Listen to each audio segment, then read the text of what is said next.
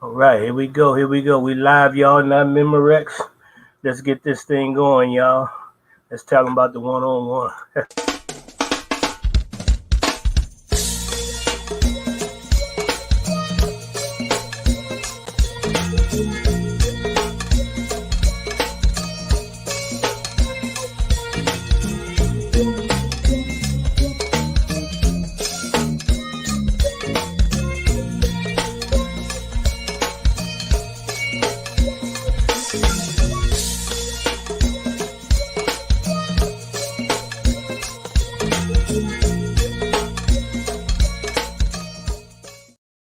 Yo, yo, yo, yo, hello, hello, hello. Welcome to another edition of the One-on-One, brought to you by T-Mod Go-Go Media. Yes, indeed, we all about the go-go music because go-go music matters, you dig? But like I said, brought to you by the T-Mod Go-Go Media and bringing you the bump-by-bump rundown in the wide world of go-go, all right? Continuing with the true stories of the path makers from deep inside the pocket of go-go. So past episodes of the one-on-one can be seen on the social media platforms, on Facebook, and we're streaming live on Facebook, also on YouTube where we're streaming live. Also, you can go to the T-My-Go-Go website, T-My-Go-Go/live, and it's running live on there, and this episode tonight is running live. I'm your host, Cato Hammond. I'm a musician and author of the book, Take Me Out to the Go-Go. If you haven't read it yet, it's a great read. Is that a good picture? Did I get a good shot of it up here? Take Me Out to the Go-Go. You can get that basically, go to catohammond.com or amazon.com, or if you like audiobooks, it's in that version, Kindle or whatever. If you're watching and listening, thank you very much for your support. All right? All right. I got a guest today. My guest today is actually, he's a percussionist who has been planting his footsteps on the go-go music scene for the past few decades, in all honesty, rocking with such bands as High Potential, Lil Benny and the Masters, who else? Sounds of One Love, EU, and many, many other bands. This is the kind of stuff we're going to be talking about tonight. Currently playing with the band Proper Utensils. I'd like to welcome everybody. My guest tonight, big brother, Go Bouncey. Let me see if you up there. Bouncey. What's up? Can you up there? I'm good. How about yourself? I'm hanging in there, man. Live and not Memorex, you did. I know, right? That used to be the great saying right there. We live, y'all, not Memorex. Now, you remember that? Yeah, on the cassettes. Yeah. We go that far back. So how's it going really with you? Everything you maintaining the thing that we're going through? 2020 with the pandemic and everything, it's actually been one of my best years ever, man. I just had to learn how to adjust. And I'm a grinder, I'm a hustler. So I figured it out, and I changed the people around me. I got rid of my negativity and stuff like that. Right. My son been doing real well, and I'm not even talking about musically, but he did the same thing. He changed his format to work for him during this pandemic, and he started a business and everything. Okay, that's the kind of stuff I want to get into.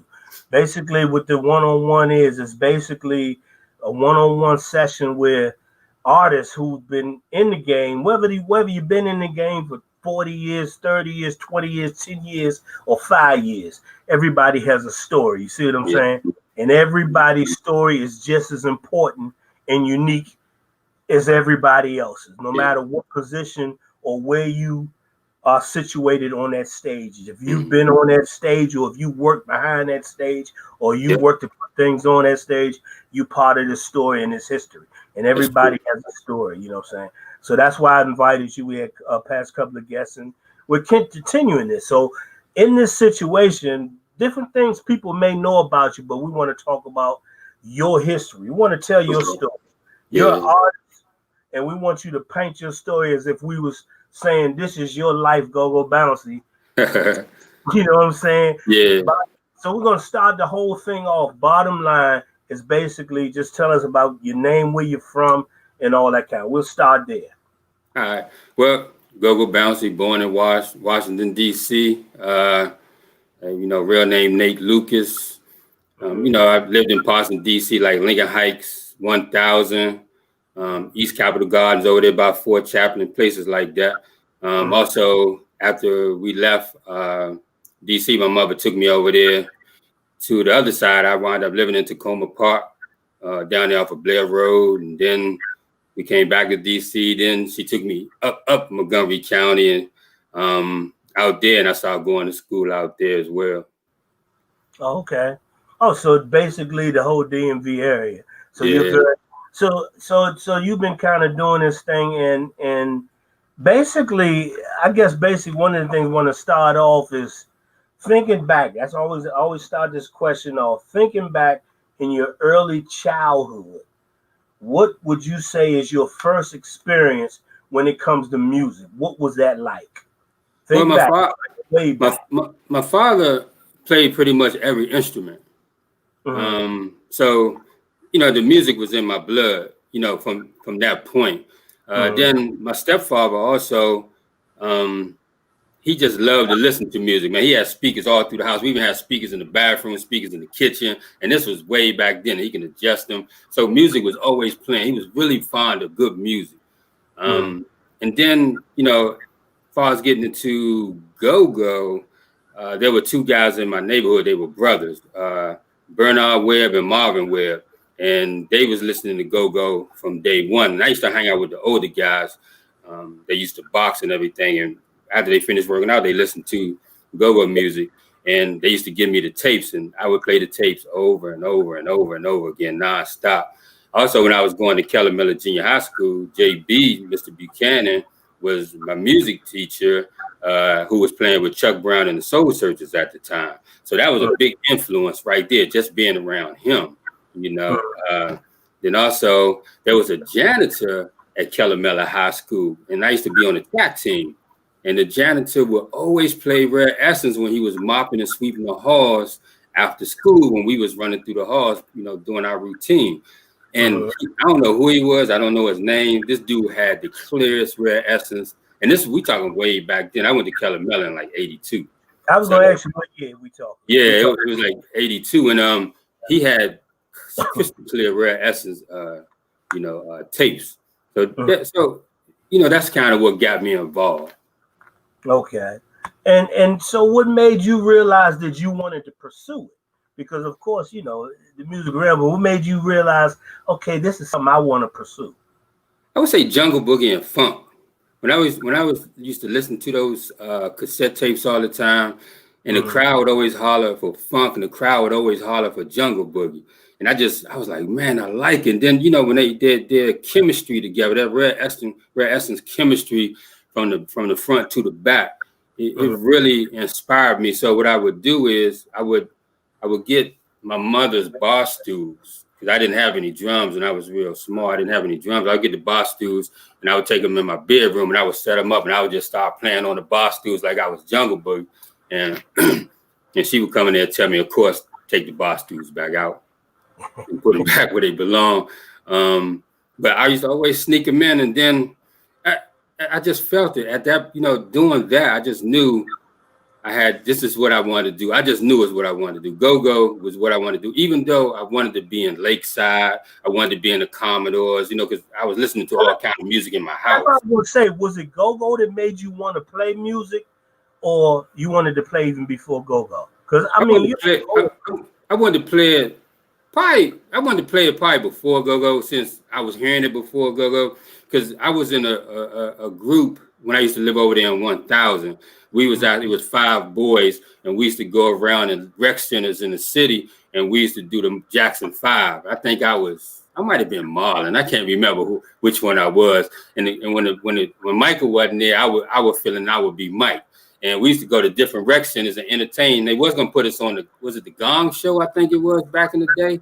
They were gonna put us on that show, but it never happened. So basically, all right. So so you're talking about about how old? Oh, I was at John Tyler Elementary School, so I probably was like 5th grade. Okay. Maybe in 4th grade. 5th or 4th grade. Jungle Boogie made you want to play congas. Yeah, it's just something, you know. go-go is a different sound. It was a new sound at the time, but that Rare Essence Pocket, man, it was, every band had their different sound, but that Rare Essence Pocket, Mm-hmm. It just leave me speechless, man. That Pocket just rocky, you know.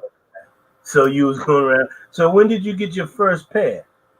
Actually, I started doing chores around the house. That probably was around probably like 83. I started doing chores around the house and working, and I started buying each Congo one by one till I got all four. You know, people say, man, I know this person. He got a Congo for sale. This person got a Congo for sale. And then what I did was, once I got all four, I painted them all white, you know, so they look like they match. Why white? You know, I'm not sure. Maybe because Jungle Boogies was white, maybe. But I white and red is like my colors. Right. You know, those are my two colors, white and red. So okay. So yeah. So you want them to match, and so you was playing. You know, you got your congas. Now you want to. One thing I can say about I want to say about you is and that I always had a lot of respect for is your tenacity. Mm-hmm. So, and I'm thinking that's not something that's just, if anybody just noticed it recently, that's something that's probably always been in you. Yeah. Your work ethic and your tenacity to just achieve basically what it is you want to do. So, yeah. So basically, let's say that started basically back then. You knew this is what you want to be doing 20 years from now. I tell you, man, any of my true friends, I mean, before all the hype, before even being in my first band, they'll tell you when it was time to go out and run the streets, party, you know, run the women and all that type stuff, they'll say, not Bouncey.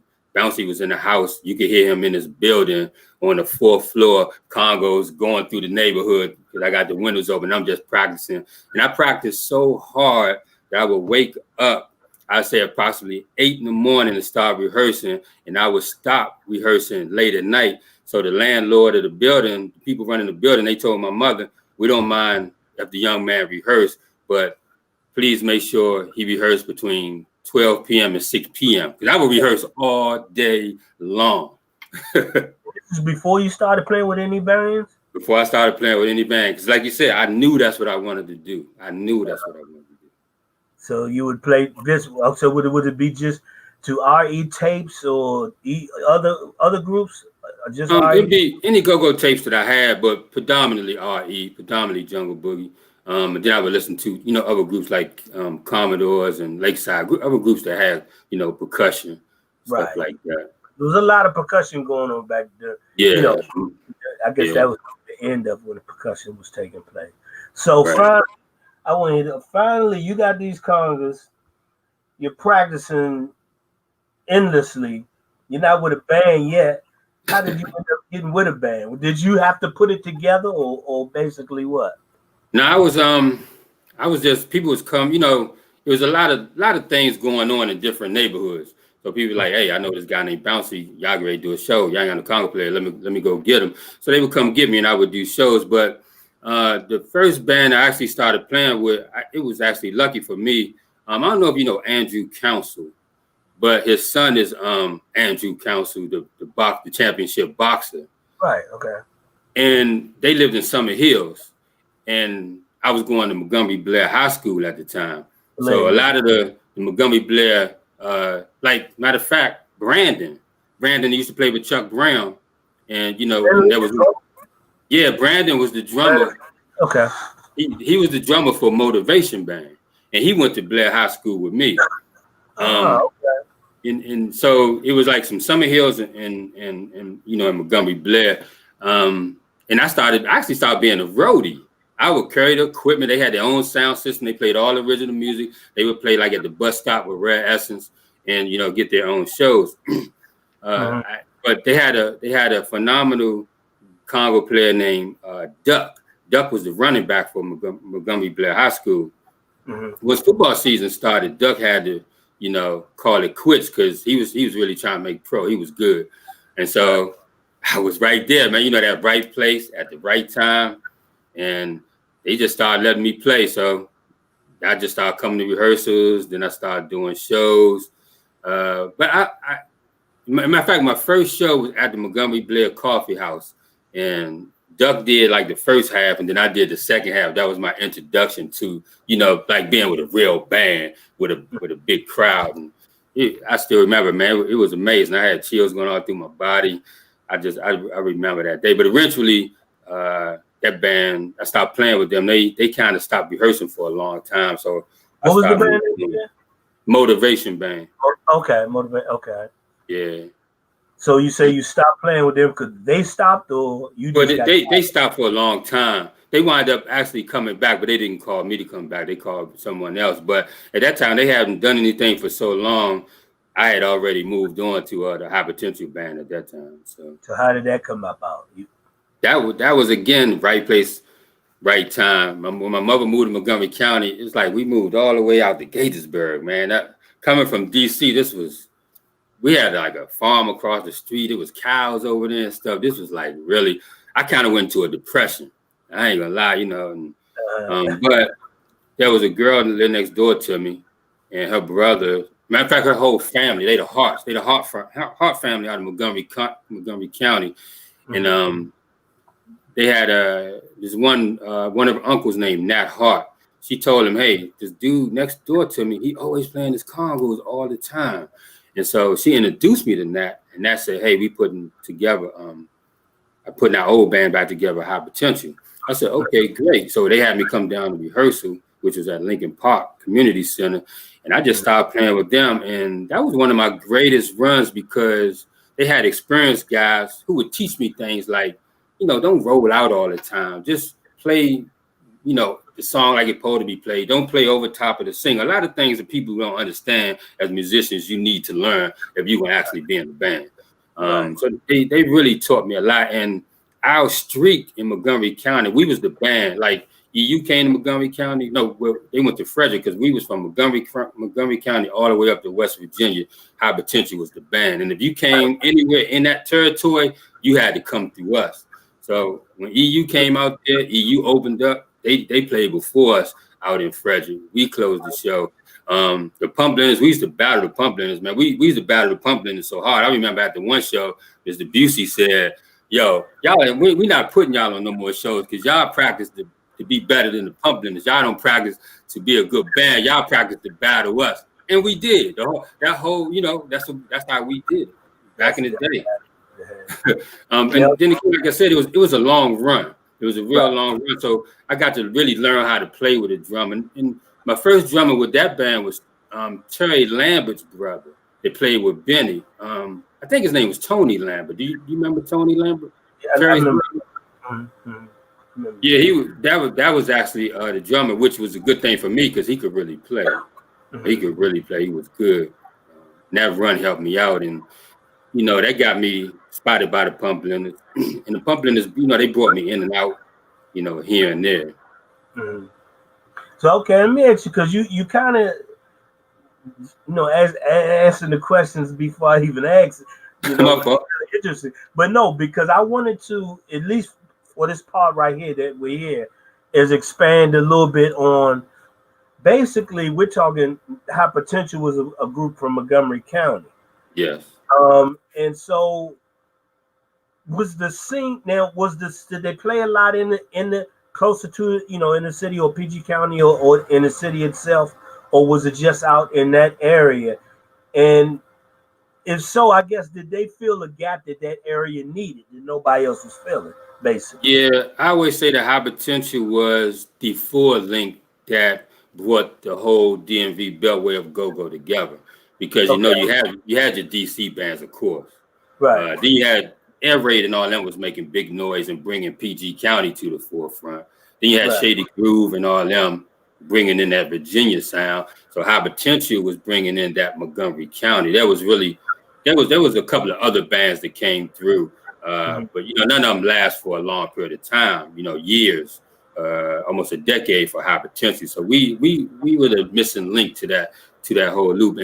And Montgomery County all the way up to, like I said, West Virginia, they really enjoyed us. We didn't play in DC much. We would play close to PG County, like Silver Spring, places like that. But we pretty much we just ran everything in Montgomery County, Frederick going up. So that's where we stayed. And I gotta say that that's probably my first time ever. I guess encountering you, and I guess it was what happened because at that time I was sitting in with bands, coming from the C Pleasant area, and me and you remember my man Weeze, Big Weeze. Yeah, of course, man, of course. Yeah, and so when we would do gigs. Actually, this was actually a band. Actually, now that I'm thinking about it, this was a band that was from Northwest. We used to practice up on Rittenhouse. That was Go Hop and Timonin. Okay. And so but because they were from up in that area, we did a few of those pump blender shows. I think that's what I was coming across. We would, of course, whatever band I can't even remember what we called ourselves. At the time, I was sitting with a lot of different bands. Yeah. But that's when I kind of recall and coming across to you, or just not really knowing you, but basically knowing of you and seeing you, right. On that level. So we're talking this around that same time, correct? Because the original High Potential broke up, and I carried on the name. And so that's the group that you're actually talking about. So that was like probably the secondary High Potential. Okay. That High Potential was ready to go to the city. That High Potential was trying to get in the city in PG County. That's what I thought, Okay, that's what I. You say didn't play, but I could have swore they were some at least close. Yeah. I do remember the shows at the Joan and Frederick. What was that joint called? The Market or something like that. Oh yeah, man, I cannot think of the name of it. I can't remember the name of it. It was a cool spot because Benny and the Masters used to come out there and play. Yeah, that's how I met Benny. Yeah. That's how I met him. Okay, so basically, going from there, you're doing with the High Potential thing. Okay, damn, see, you did it again.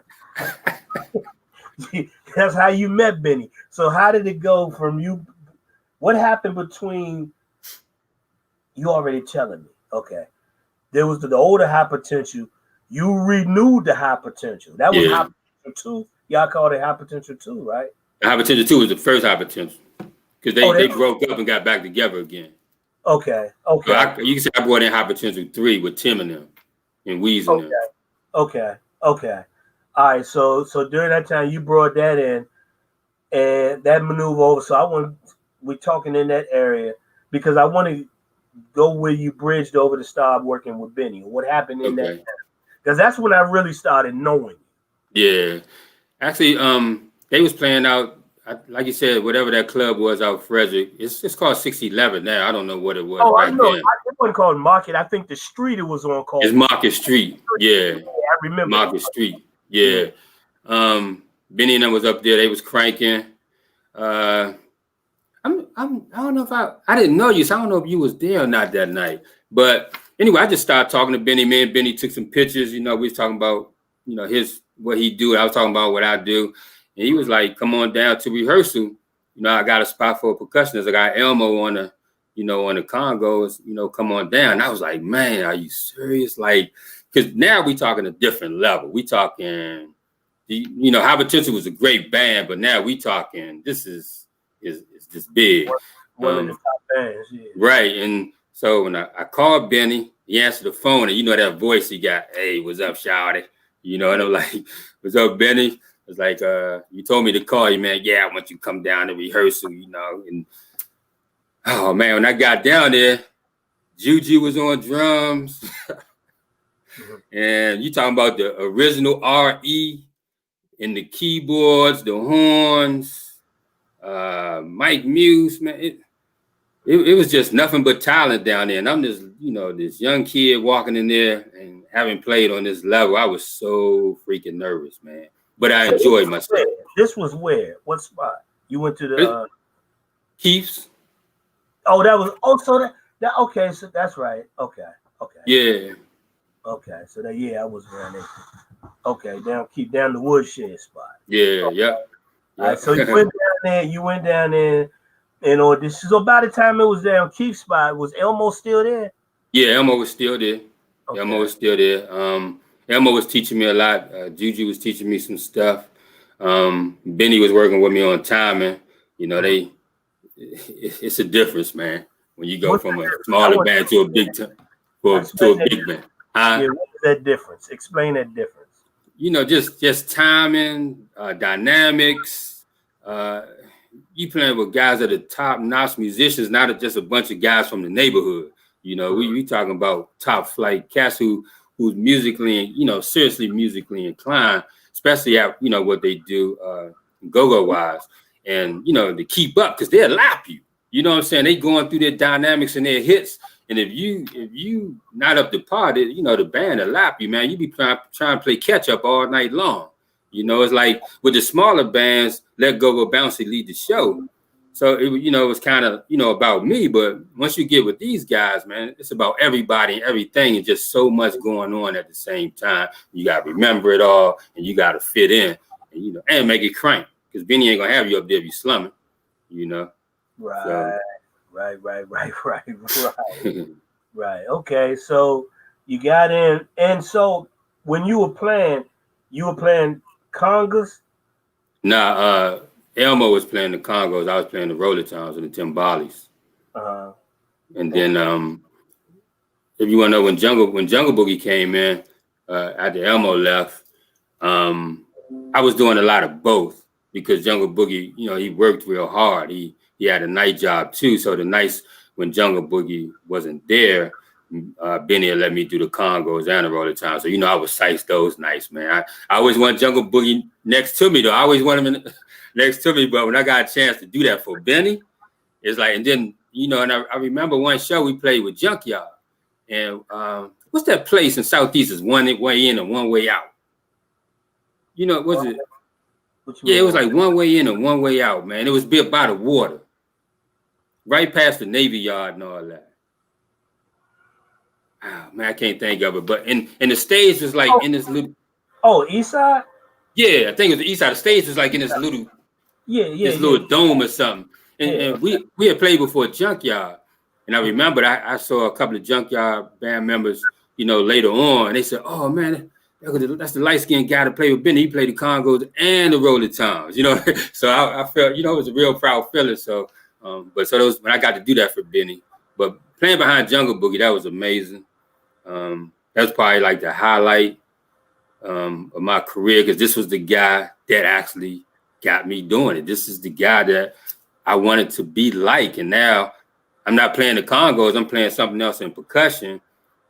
But, you know, I was happy to be around him. You know, so it didn't matter if I played congos, roller toms. I kind of consider myself like a Robert Ory.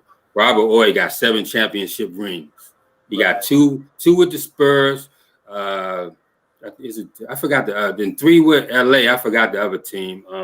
But he got 7. He was that man that come in, hit those shots, grab them rebounds, give it to the star, let the star get that dunk. But he always helped everybody get that ring. I'm that dude, you know. So and then also when I played with Benny, what made me realize I had to step my game up, you know, coming, like I said, from, you know, not saying, you know, nothing was wrong with high potential or anything like that, but just, you know, the type of musicians coming with these guys who've been doing this all their life since they was in high school doing go-go was, man, and I know you remember, Go-Go Mickey was down the Metro Club every week we played. We was down there every Saturday, man. And he was there every Saturday. And he wouldn't get on the congos, he would get on the roller toms. And that was my spot. And Mickey would light them things up, man. Mickey just be all over him. He was just making me look bad. And I used to drive home. Say, man, I'm practicing these roller toms so much. Man, I'm telling you. And so every night, every day, I would practice them roller toms, man. Not you know, to be better than Mickey or to show up Mickey, but Mickey was showing me, Shorty, you behind, man. You got to catch up. And he wasn't doing that on purpose. He was just being him. Well, no, know? I mean, we know, and I want to say this so maybe people don't understand. When you with people who are more advanced skill-wise than you, it forces you to tighten up your skill. That's what you want to be. You want to be with those two because Because I mean, how working with Godfather, man, you had to be on your, Yeah. Godfather. He wasn't joking. Right. You know what I'm saying? Mm-hmm. And you can't have step. At least gotta Yeah. look like you grown with it. Yep. So Yeah. that's And totally understandable. there was one show we did down there, Cato, when we was down at Metro Club, and we was hitting Cammy all over. And I started like, it's not really no timbales in Cammy all over. It was a doom, doom, doom, doom, Right. doom. It's pretty much congos and the drums. But I went home and I created something for it. And I started playing it, and Mickey started screaming across the stage for Benny. And Benny looked back, and Mickey started pointing at me like, just like, Shorty doing it back here, man. At that moment, I felt like, okay, I'm in the right direction, man. Now, that monkey was off my back. I felt like I had a little respect in the game, because just because you there don't mean they're gonna love you. You gotta earn it. You gotta put in work. Right. Right. So basically, I guess what that came, because I remember that, and I remember there are even some clips online now of us playing that, and you playing the roller time part. Did you feel that you created a part for something that wasn't there? Yep, I did. That was my whole point, to do that. That's what I wanted to do. Because trying to be a new kid coming in, always playing what David played or what Jungle Boogie played. Yeah, it's good. It cranks. But Mickey became Mickey because he filled Jungle Boogie's spots. Then he had to fill David's spot. So Jungle Boogie had to fill two legends. I mean, Mickey had to fill two legend spots, and he did it by playing both of them at the same time. That made him create beats that weren't created yet, and it really made us look at him in a whole new light. Okay. All right. Yeah. Okay. I mean, I'm gonna say okay. All right. I was looking at Mickey in a whole new. I think when I first started looking at Mickey in a whole new light was when Essence used to play "Dance to the Drummer's Beat," and they let him solo, and that was like, my goodness. Now show him everybody do that, but back then, he ate it up, man. He ate it up. He ate it up in a totally different way. But that was creativity. That was creativity that caught your attention. It wasn't Jungle Boogie's beat, right? It was Mickey's beat. So you feel whatever. How now? Now you kind of on a, I ain't gonna say big thing, but you on a bigger stage than with the high potential thing.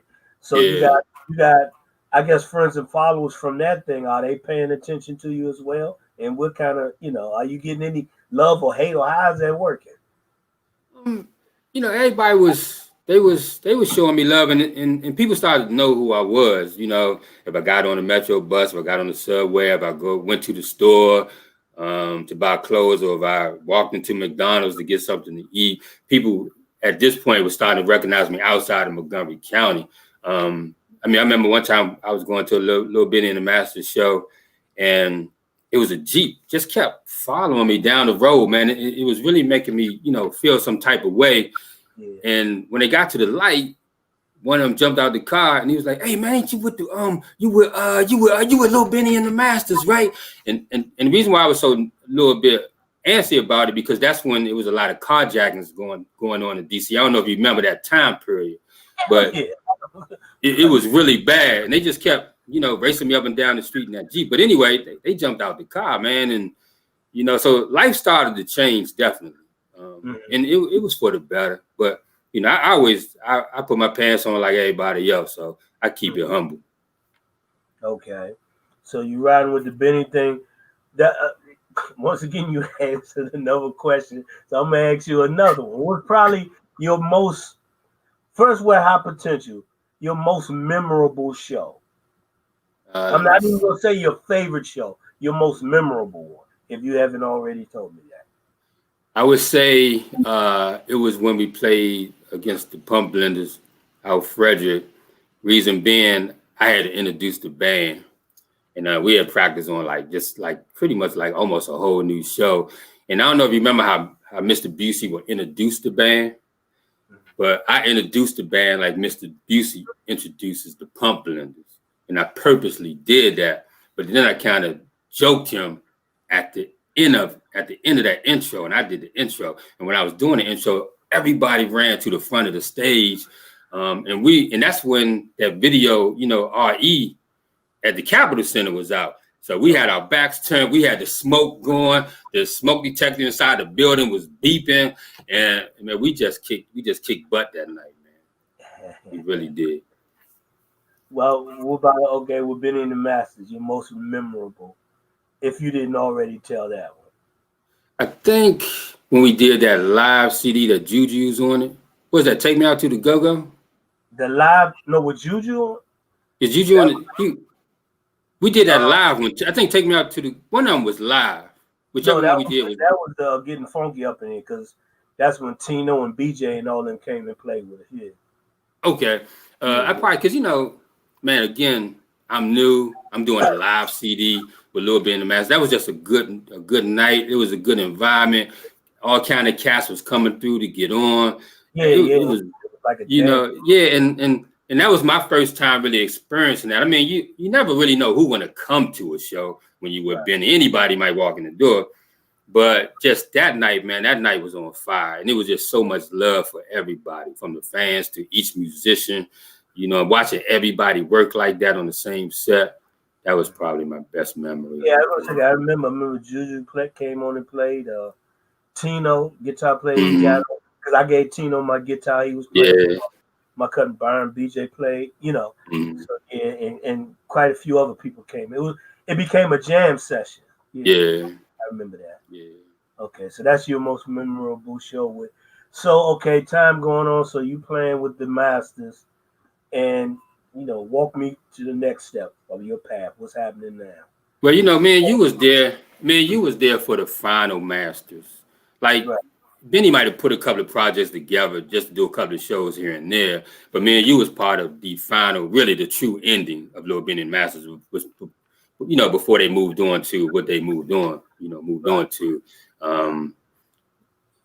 So then I think I started playing with the Pumplins a little bit. That's when, I got with them more serious, because they would bring me in and out during the high potential years. But this time I was actually a band member doing regular shows. But it didn't last long because... There you go. I was going to ask, how long did that last? Didn't last long because that one show that we did, which would probably be number 2 of my best go-go shows with Benny, or the best go-go shows ever for me, was that DC's, rest in peace, DC, that DC wedding at the Panorama Room. At the Panorama Room. But if you notice, the 2 major bands I played with after that, their 2 leads were there, Sugar Bear and Funk. Both of them saw me perform, And I remember I was with my boy Santo. I think we had pagers back then, man. I think that's what we was doing. And my pager was blowing up all day long, but I thought it was somebody else, so I didn't want to pick up the call. And finally, the last time, I said, "Pull over, man. I'm gonna go to this phone booth." And I went, and it was Bear. He was like, "Man, what took you so long to call me, man? I'm trying to get you in." Bear was like, "Come on down, man. I need a congo player, man. I need a good congo player. I need you to come on down." He said, "I've been looking for you, man. I've been asking everybody for your number." But he remembered me from that show. From the from the Panorama Room, from DC's wedding. So, that got me in. And so I was with EU, for a little while at that point. We was doing a lot of shows. They was really playing out of town. They hadn't, because when a go-go band go out of town for a long period of time, like EU did or like Trouble did, it's almost hard to come back into the city. You got to come in and put in some work, because Essence never stopped pumping, man. They never stopped, and all the other bands in the city. So you kind of get forgotten about. So at that point, when I was playing with EU, it was pretty much almost the same band that was in Go-Go Live almost. Juju wasn't there though, but Kent and Ivan were both there. The horns were there. Sugar Bear was there. I don't think Tino was there. I can't remember if Tino was there or not, but we was doing it. Who was on the drums? I can't remember his name. I can't remember. But Shorty Tim was on timbales, and I was on congos. We was actually traveling like to New York and places like that. They had what's his name, Bobby Marshall. He had like an RV, and we would jump in the RV, and we was actually traveling, man, doing a lot of shows. When we started doing shows in DC too, but after a while I had to let it go because I was raising, I was a single dad, and I was raising my son, and I was bringing my son to rehearsal, and he's sleeping on the floor, and middle of the night I gotta take my son and drop him off at people's houses. So that that was a hard decision to make, man. That was one of the worst decisions. I don't even think I told Bear I was leaving, man. I think I just up and left, man. But we had brought, when Shorty Tim left, we brought Mighty Mo in. That's how Mighty Mo got with EU. We brought Mighty Mo in. So I moved to the Timbales. Mighty Mo moved to the Congos. We was making a pretty good team and the name for ourselves. But like I said, I had to do my daddy duties, man. My son was real young, and I couldn't do it no more. So I left, at that point. So you just walked away from just the band or the music, period? Pretty much both.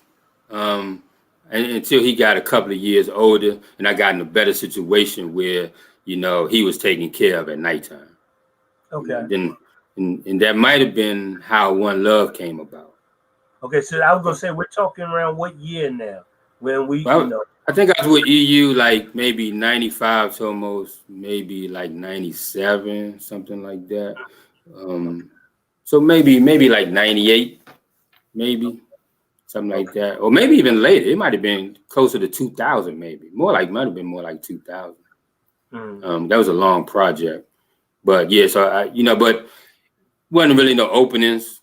So the next thing you do is you start your own. If there ain't no positions, go ahead and build your own business. Right. So that's what I did. So what did you do? I just started gathering people. I got a practice spot. I started getting us on the radio. We started doing, we was doing our own shows. We weren't opening up for nobody. We would just do our own shows around the city as much as we could. And we was actually getting a lot of radio play from trying to think of the DJ Flavor. He was playing us. Yeah, he was playing us a whole lot. Right. He was back then he was going by Go Rudy. He was Rudy back then. Yeah. Right. Yeah, I gotta give him his props. And that was getting us most of our shows because people was hearing us on the radio. Mm-hmm. And then eventually that just became just kind of like a headache, man, to be honest with you. Explain that headache to me. Because everybody who starts a band or becomes running a band talks about this headache. Explain this headache to me. You got 10 musicians. You got 10 musicians. You got 10 different personalities. Everybody want to be the star. Everybody know more than the next man. Everybody got a better way to do it. In a band like One Love, where nobody's really a big all-star, so you got to gain respect. Respect is hard to get, so a lot of arguing and bickering. We had some good times, don't get me wrong, but still, it's just a lot of arguing and bickering. But you take somebody like Funk, who has proper utensils, he's the boss. That's it. He's the boss. That's the man that pays you. That's when you clock in, that's who watching you clock in. When you clock out, that's who watching you clock out. He's the boss. So all that extra stuff is not there. Everybody get to speak their mind. For you, but Funk, that's the kind of stuff Funk got to deal with, though. Yeah, right? Funk got to deal with that. Right. But still, he has it under control like a boss. Right. You know what I mean? He has it under control like a boss. With a band like One Love, it can be out of control. You ain't gonna see nobody at our rehearsals arguing. You know what I mean? We handle everything like men, but in a rehearsal like One Love, two cats might get heated up. You're not gonna get heated up with Funk. Funk been doing this for a long time. You gotta show this man his respect. Of course, respect gotta go both ways. Right. But I'm saying, he handles his business, like a well-groomed businessman. And everybody respects him and he respects everybody for what they do. So it's different. Okay. All right. So the One Love thing, but y'all did some recordings, right? Because I remember. We did the Christmas song. We did we did some remix of like Mary J. Blige, Get Crunk, I remember that. Jay-Z, Ola Ho Vito, songs like that. I remember that too. Yeah. Okay. And I still, and they still get radio play. When I check my Twitter, I see, you know, how y'all radio stations tag somebody when y'all play their music. So I see the songs are still being played to, you know, till this day, especially at Christmas time. Yeah. You know? So that band basically came from where? That was Montgomery County. That was founded.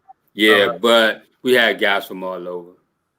I was gonna say, so how did you the whole book? All right, paint me a picture. You putting the band together. What all did you have? You see what I'm saying? What did you go looking for? Or were they fell in your lap, or how did that come about? Well, my next door neighbor Bo, you know, he was next door. He played keyboard, so that was real easy. My barber, KB, was my barber at the time. He was already talking for a band, one of them quick bands I went through real quick in a quick transition. So I took him and brought him over. One of my best friends, Andre Cooper, we call him the Professor. He played bass, keyboards, things like that. And then I brought in another old friend on the drums. We even had Tito at one time, real brief. You remember Tito, Heartbeats, man? He played with Chuck. He played some bodies or rototoms for Chuck for a short period of time. So it was just pretty much gathering people that I knew, and only serious people though. And once we put everybody together, we started sounding good. We put a lot of names on the board, and One Love was the last name standing. So that's how we came up with that. And then I think I even questioned you. I don't know if you remember. I said, should I make it Sounds of One Love or should I make it One Love? And you kind of put the stamp on it. You said I would make it Sounds of One Love. And so that's how Sounds of One Love, stayed with the group. Okay. All right. Because y'all had, didn't what you call sing with y'all? Adia? Yep. Yeah. Adia was one of the, we was the first band Adia sang for. And the funny thing is, I told Adia, I said, you can be big and go-go. You can ask her to this day. I used to always say, you are going to be big and go-go. Because she would listen and she had that fire when I would, and I would explain to her about being on the front line. Because like I said, we were the first band she played with. And we had did a show out in Baltimore. We opened up for Backyard. Adia knocked them dead, man. They couldn't wait. The guys liked the way she looked. The ladies she had this certain glow that the ladies like came to her like a magnet. And so I knew she was going to be big. And she was with us when she got the call to go to 911. She was with us. Okay. And real brief, Baker, to play bass for Her Essence, he actually came through High Potential. He played for High Potential for a little bit. Yeah, he played with High Potential for a minute. Okay, all right. So how did you, just since we're on a subject of her, even though we didn't want to make it about her, but how did you run across her to get her to sing with Sounds of One Love band? I think someone brought her to me because I didn't know Adia at all. Okay. I didn't know her from Adam and Eve. I think somebody, I'm not sure who, I think someone brought her to him. We went through quite a few females, but it was something about Adia. It was her personality was bubbly. She was easy to get along with. She worked hard and she wanted it. She wanted it. You could see it. She wasn't riding her high horse or any of that type nonsense that a lot of singers will put you through. She was down to earth, man. She was ready. Okay. So you had, and that project went on for how long, and what made you get that one up? Oh man, I think that might have went on maybe for about like 4 years, because Buck, right? Buck. Jeff Gardner, Buck that played drums, and Jeff Gardner. Jeff Gardner played with Mass Extension. I think he played bass for Mass a while back. Okay. But I'm sure you would know them if I. Most likely by face. So we had transitioned. So One Love had transitioned from Montgomery County to PG County, and the band got a whole lot better once it transitioned over, and Adia stayed with that. Matter of fact, who else came through One Love? Sweet Tea. Oh, really? Tea. Yeah. Why would she? One Love was not the first band she played with, but Tamaka from What Band? She came through that camp too. Okay. Okay. All right. So that kind of folded. Was it something you just got? You say you just got tired of it. It was just. Yeah, it was like, man, you got to deal with the clowns, man. And I'm just not that dude. Like everything I do is professional. You know, I try to keep everything on up and up and be honest with everybody. And I want to see everybody shine, but I can't deal with the buffoonery, man. I just can't. So that made me wash my hands to it. And during that time, I went to play with after that, I went to play with, I think, Eddie Lynn. I think it was called Potential something. So I was back in Montgomery County doing my thing with him for a while. And man, you know, I seen funk. It was downtown. You remember that place where High Potential played at when we did the fundraiser for the Katrina victims? You remember that? Oh, yeah, for the Global Coalition. Yeah, and Benny had performed with One Love that night. Yeah, but I forgot that place right off of New York Avenue and something. It was on the corner over there. Florida, I think. No, not Florida. It was more down further. But it might have been Benning Road. No, because that was the night the bands played at different places. Yeah, all the bands did a show that night for that cause. But anyway, I had seen Funk. He had a DJ meeting, and he kept looking at me, and then he was like, "Didn't you play with Benny down at DC's wedding?" I said, "Yeah," and so we exchanged numbers. You know, but you know, he was doing his thing. He had what he had, but I think, you know, he was like, okay, just maybe I had to keep Shorty in my back pocket. You know what I'm saying? You never know. You know, musicians like to keep other good musicians, you know, keep their numbers in case you need one, because you never know when. And then I think I reached out to him one time and we started discussing music through text. And then he brought me down, you know, to see what I could do.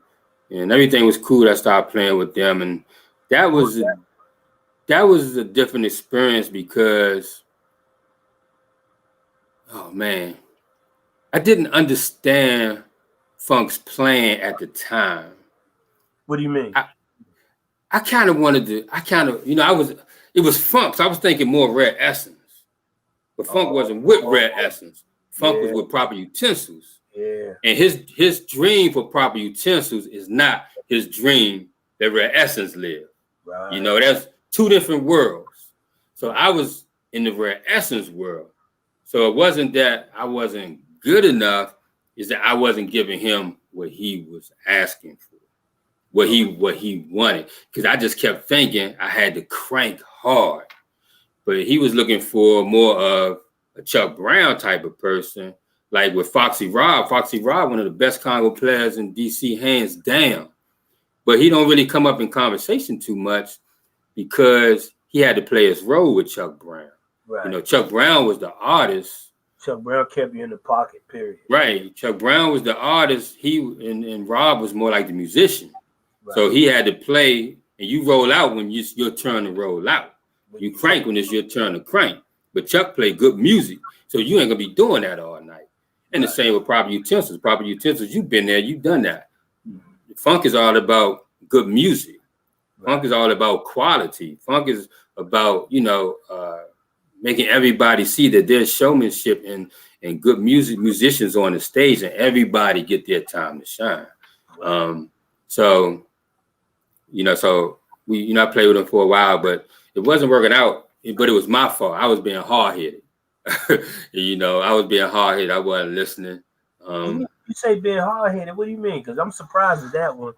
Because I was ready to crank, man. I felt like if I wasn't cranking, I wasn't doing it for him. You know what I mean? It's like I just wasn't reading him right. But actually, when I was more laid back and in the music and just playing hard, not like overly hard, but I'm saying giving it, you know, some oomph, that's what he really liked. But I was thinking I was in that Rare Essence mode, man. And I didn't know Funk like that, you know, so I didn't, you know, but when I got the call the second time, I had already done research on him. because of the first time. So I had already done research, and I found out Funk was the one that brought the pocket and sockets to Rare Essence. He was the one saying, "Hey, you guys got to do this. You know, you guys got to do this." Now, like, this was really the mastermind. You know, Chuck created it, but Funk was the man that finished building that house for Go-Go. And it's no way you could take that from him. Once I did my research, I realized how great this man really is in the go-go community, in the go-go music. So now, music, he knows right, and at this time, when I got the call from Funk to come through, now, I had to go through that Signature Live phase. I was with them for like 5 years. Yeah. So I went through that phase. Was that wasn't go-go though, right? Was that they weren't supposed to be, but they was cranking like I don't know what. Well, and that's gonna happen when you right. You can't exactly. Yeah, right. They weren't supposed to be, but see, they didn't really have a lead talker. They had 3 females on the front that ran the show, and then they had percussion in the back, and also we had Bam. Man, I can't remember Bam's real name now. He's on that property Utensils, Georgie Porgy, I think, with y'all. He was the drummer. Brian, his name was Brian. Okay. So you might remember. I don't know if he came after you or not. But anyway. Yeah, he came after that. Yeah. I had to go through that. I went through that Signature Live phase after Funk. And then after that, at the Signature Live, I walked away from Signature Live because they did something I didn't like. So I just, all the years and the dedication I gave them, they did one foul move, man, and I was out the door. Like, I gotta stop you. One thing I have to honestly say is that over the years, and we sitting here talking, and over the years, you've played with some big wheels in go-go. Yeah. Mm-hmm. You know, you've been on stage and shared the stage with some big wheels in go-go, big names in go-go. How the hell did you remain humble? Because folks don't normally remain humble in go-go. That's a good question. First, I gotta give that to playing with Jungle Boogie, because man, Jungle Boogie never talks about himself, man. Never. Jungle Boogie would never. He don't like somebody. Yeah, you wouldn't even know Jungle Boogie was Jungle Boogie if you didn't really know. If y'all sitting down eating a meal, he's not gonna say, "Man, I'm Jungle Boogie. I play with Rare Essence and all that type stuff." And then Go-Go Mickey, man. Go-Go Mickey came through. Man, Go-Go Mickey would talk. Mickey ain't gonna remember none of these conversations. He don't remember nothing. But man, we be sitting outside the Metro Club, and I remember Mickey said, "Man, I'm gonna tell you, guys they're gonna get on your nerves. Don't listen to no he say, she say. He just do you and just be yourself, man. Don't worry about impressing nobody." He used to always have conversations with them. And I was good. I wasn't depressed, or I ain't come to him about anything. He would just mentor me in that way. That's why I respect him so much and got so much love for him, man. So he would tell me, "Don't let nobody bother you. Don't let nobody get up under your skin. Just do you." And that's the best thing you could do, And that's how I took it. And Benny was a superstar, but Benny wasn't conceited, or he wasn't on no high horse either. He just had a lot of energy. So when you saw Benny just was energized all the time, I remember one time me and Benny was driving down Georgia Avenue past the Black Hole. We was on our way to the Metro Club to our show. And people would look in my car and they would see Benny. Everybody wanted to stop and talk to Benny. Benny would roll down that window and stop at that red light and talk to each and every individual that wanted to talk to him, man. He didn't be like, "Oh man, I'm tired of this, man. Just go." He didn't do that type of stuff. Then I remember we went to see the Washington Wizards in the playoff game. I think it was the playoffs. So they was getting ready to go to the playoffs. I tell you, Kato, I swear, I think we didn't get to our seat till halftime. Walking through, everybody and their mother knew who Lord Benny was, man. And Benny stopped and talked to each individual that wanted to talk to him before we got to our seat. Mm-hmm. So, and probably the most important thing is that I've always been just amazed to be on the stage with the people that I've been on the stage with. I think I've been kind of like the second string guys just playing with the boys, watching Jordan go up and down the court. Yeah, you could play and you're going to get your chance to get in the game, but you're honored to be there with Mike. You know what I mean? Even if you're there for one season, you was there with Mike, you know, and those players, I'm sure, were honored. And that's how I always felt, honored to just share the stage with these guys. Yeah, I share that sentiment because that's how I feel. Sometimes even now, today, I sit back and think, you know, when I go through my little slump, I'm like, man, I have been with the best. You know what I'm saying? Yeah. Don't consider the best. So I understand that feeling. Even like Lloyd, you know, Lloyd, the saxophone player, who, you know, rest in peace, who just passed not too long ago. Yeah. You know, if you know your go-go history, every night the proper utensils perform, I'm standing. He was in front of me. I'm in front of this guy that helped create this monster, this beast we call go-go. This guy was part of that, man. Not just Lloyd, but JB. JB too. Yep, JB. I got Lloyd in front of me. I got JB on my right. And then I have Funk a little bit over to my left, you know. Yeah, that's crazy. That's what I mean by staying humble. You know what I'm saying, sharing that stage. I mean, you mentioned about when we played at DC's wedding that time. Mm-hmm. I think at that time it was a big deal. That was probably the first time ever that Funk, Benny, and Sugar Bear was on the same stage at the same time. Wow, you serious? Man, that's crazy. I believe so. You know what I'm saying? I remember that being a big deal. It was also a deal because it was probably the first time Funk and Benny was back on the same stage together. Mm-hmm. Of course, I mean, stuff had mended, but just being so even though at that stage there, when I look at that clip, I'm glad that clip was up there, and I see those three up there. I see you back on the car. I see Keith Holmes. I see David back there. You know, see me on the guitar and Marky back on the keys, and I gotta tell you about Dave. I gotta tell you about Dave, man. David Green, that's a legend. I love him to death. And I seen him play, but man, being next to him, that was my first time playing with him at that show. Man, I have never seen nobody hit drums so hard. Yeah, boy. Man, I was like, Dave, hold up, because they was mine. I was like, if you break these, you ain't gonna pay for them, man. He was like hitting them so hard, man, ridiculously hard. Yes. Yeah. Man, and I learned something that night because I've never seen nobody play like that, man. I mean, Shorty Tim is fast. Shorty Tim was quick. He finessed, but David Green hits them things. He do not play with them. It's like they smacked his mama or something. I said, Dave, hold up, man, hold up. I got a little attitude. Hold up. That stuff, man. Wow.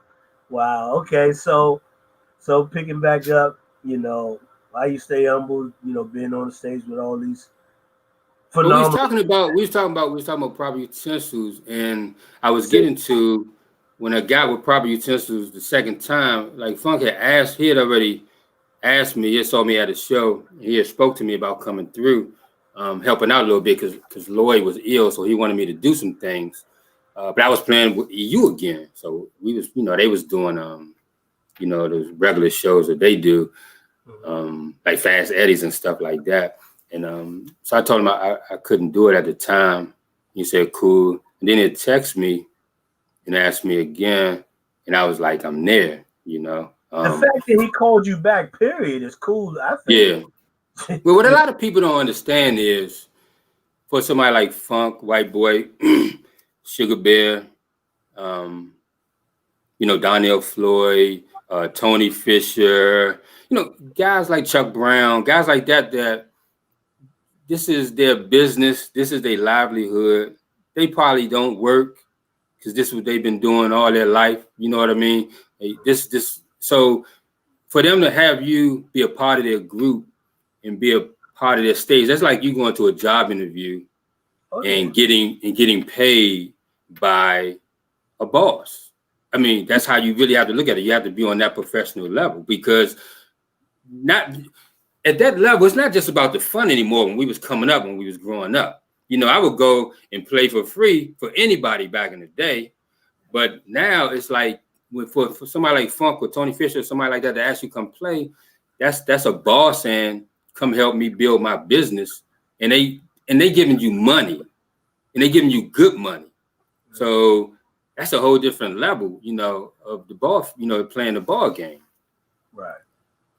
All right. So he called you back. You got up there, and and actually, Kato, I got in because Lloyd was ill, and so he needed a bell player. But he asked me if I had a rack. He just want to play the cowbell. So I bought my blocks and my cowbell. So I was actually turned like kind of sometimes backwards toward the crowd. Man, I couldn't really see what was going on. But the best thing is, a cowbell player can ruin a show. A bad cowbell player can kill a pocket, mess up the groove, you know. But at this time, this go around, I understood, you know, the legend Funk. I understood what he wanted, and I was able to play within his means. The only thing he told me he didn't want was the big cowbell at the beginning of the first set and the second set. You don't really rock with the big cowbell because he's trying to warm it up. He wants everybody to hear that good music, some saxophone solos, some keyboard solos. But the best thing is, if Funk don't say nothing to you, you good. If he say something to you, then you're not good. So he really didn't say anything to me. So I said, okay, I'm in the right direction. I stayed there. And then he had a couple of, he had the Congo players. They was doing both the Congos and the timbales. And one day, he hit me up and he was like, you play timbales. I think I want to try you and see how you do. So I bought my timbales, drum machine. So now to the shows, I'm putting my timbales, my roller toms, my blocks, and my drum machine. And, he started building me like differently because he started building me like Jock. Jock isn't just Jock ain't gonna be on the cowbell all night long. Jock is an all-around percussionist. And so he started building me like an all-around percussionist. So, I wasn't all night long on the cowbells or soloing on the timbales all night. Like, for instance, there's one song we played by Marvin Gaye. I can't remember the name of it, but there's bottles in that song where they actually took bottles, filled them with water, and started playing them. So Funk came to me and said, hey, in this song, those are bottles, which I already knew. He said, those are bottles, and I want you to play the bottles. But I want bottles. I don't want the blocks. I don't want them cowbells. I want bottles. So I took my drum machine, which is a sampler, and I got bottles. So when I got to rehearsal, I couldn't wait to show Funk. Man, I got the bottles. So you got, explain that. You got bottles or you got the bottle sound? The bottle samples. Samples, full of water. Yeah, so full of water. Water, explain the water. The water, it depends on the amount of water that makes them sound different, correct? Right, to give them the tone, the notes, the key. Right. Yeah. Right. So I had to find the samples that was close to it or it. Right. But that's how he's using me, like not just banging the cowbell all night or soloing on the timbales all night. It's like if you look back there, I'm back there working. You see me working on every song. Even like when we give a tribute to Benny, I got Benny voice sampled in on my drum machine. So he points to the sky and he said, "Y'all ready to bring Lil Benny? Y'all want Lil Benny?" Then they break it down, and I'd be like, "Listen." And then the other keyboard player, he does something too. I think he might be like, "Say what, y'all?" And I'll be like, "Listen." So he's really, I love the format that he's putting me in. And people ask me, do you miss playing the Congos? It's like, man, the way Funk got me set up, I actually like what I'm doing better because he's spreading me around more. I'm doing more, and I got more creative juices because I got so many different things that I have to work with. Mm-hmm. Interesting. And then you got me wondering which Marvin Gaye song that is, though, doggone it, because I want to go hear it. I can't remember the name of it, but he got bottles in it, and it's one of the popular ones. You said it's an up-tempo song? It's an up-tempo job? I think it's mid. It might be mid. But it got bottles in it. Because, back then, Marvin was heavy in percussion structure. Like, the Congos might not even do much. Boop. That might be it all the way through the song, but he always has some kind of signature percussion sound a lot of times. So. Right. Okay. All right. Okay. So you basically in there with a new attitude like Patti LaBelle. Yep. Yep. Exactly. Forward since the last time there, which is really interesting. So you really enjoying it? Yeah. Or you have Yeah. been enjoying it? I mean, I know with the helicopter flying over. I don't know if you can hear it. I can't hear it. You sound kind of low, but anyway, um, yeah. Basically, I don't know. With the pandemic, that how has that been affecting you? When it first started, I was a little worried. I missed the stage. I missed the money, but I got a job, so a good job. I got a career. Um, I just had to look at life different. So we could say like the 202 project. Guys been calling me, asking me to come in and do things like that. I'm working on my son get ready to drop a new single. So I've been keeping myself busy like that, and plus people that's close to me. I got a lot of people that's close to me that I spend time with, a lot of time with now. That really make life, easy without, pretty much what I've been doing most of my life, and that's go-go or music, period. Okay, this seems to be a resurgence of interest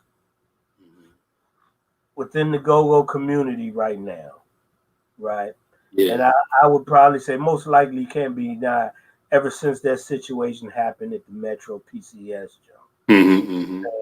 The growth of interest of for example, how can I say this? For the longest time, probably people would probably been getting the feeling that go-go is dying or on its last leg on that kind of thing. And now I think that resurgence has kind of I don't know if it gave more hope or spark things up. What are your feelings and thoughts on that? And that now that DC has proclaimed go-go the official music of DC. I just want to hear your thoughts and feelings on that. It's go is today. I hope I don't make nobody mad, but I gotta keep it real. Yeah, man. But first, that's a good question. So first, to show everybody how long I've been doing this, I actually marched downtown for the Moon Man when they was taking him off the air. So everybody who's marching now, I marched that first march. Go-Go was on the radio every day with the Moon Man. He would play a whole EU album.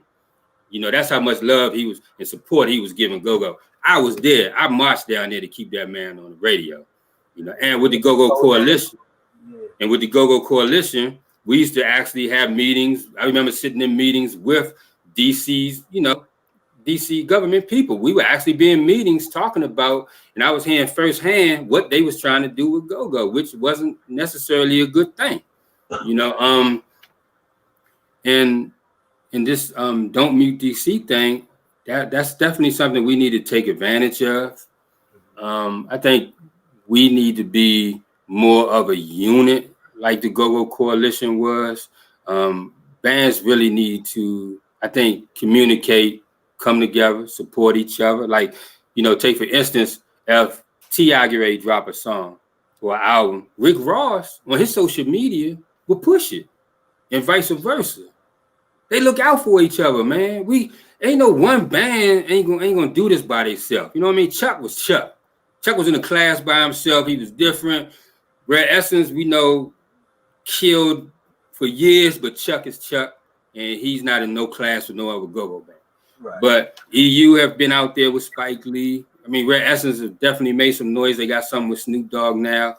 It's not going to be one band by itself to keep this going. And me and my son had a conversation the other day because I asked him about it. I was like, how you feel about go-go right now and where it's going? And, he was like, I know of it because of you. It was in my house. I grew up with it. I like it. But he liked the songs that were popular on the radio, like Sexy Lady, stuff like that. But he not going to go see them perform Sexy Lady. Right. You see what I'm saying? He's not going to go spend the money because go-go survive off of live shows. We don't survive off of radio hits, radio points. That's not us. And and the generation after him, they probably listen to it a lot less. So we got to figure out a way, to me, to get the younger generation involved again, some kind of way. I think without that, man, I'm not, I don't wish nothing on it, but I really don't know where it's going to be.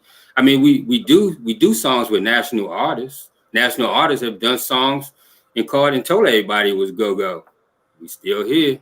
We still sitting here. Not saying it in a negative manner, right. But I just think bands coming together some kind of way and working together and putting their heads together would be more positive and probably would actually get this done. Because anytime you go on iTunes, Apple Music, Spotify, and all that, and they don't really have a category for go-go, what does that tell you? What is that saying? They know it exists. You was on Unsung. They know it exists. Snoop Dogg said on Unsung, go-go is it. You know what I mean? But there's no category for it. Why is that? And back in the day, rap would fight. If they was trying to get rap shut down, rap had to go through some hardcore battles too. Go-go not the only. Rock and roll had to go through hardcore battles. Right.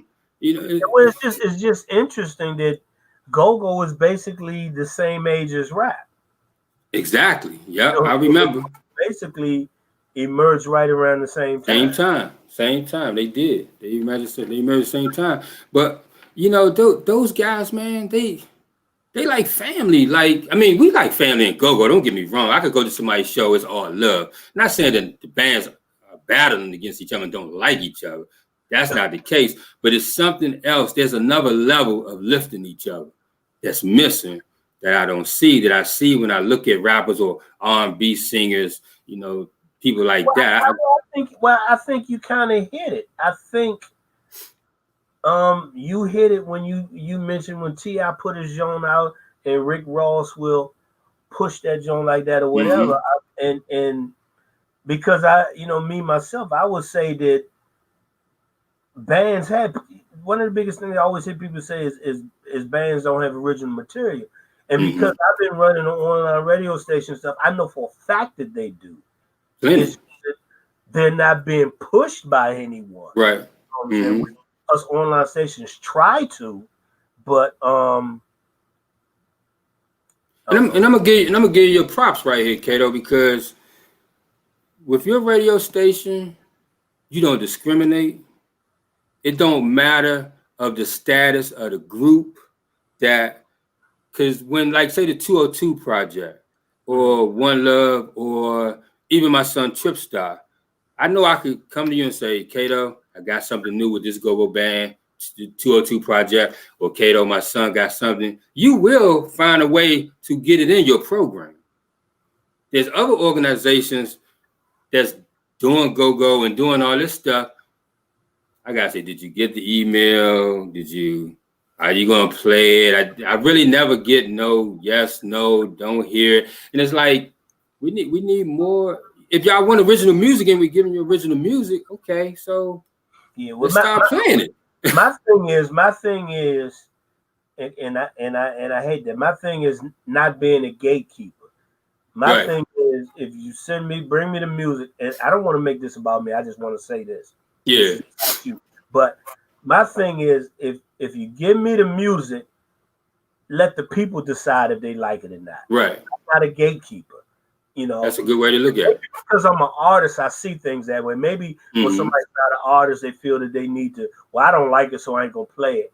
Right. Man, what I found is that there have been tunes that I didn't really care for that I would hear on the radio in regular rotation, and they become hits.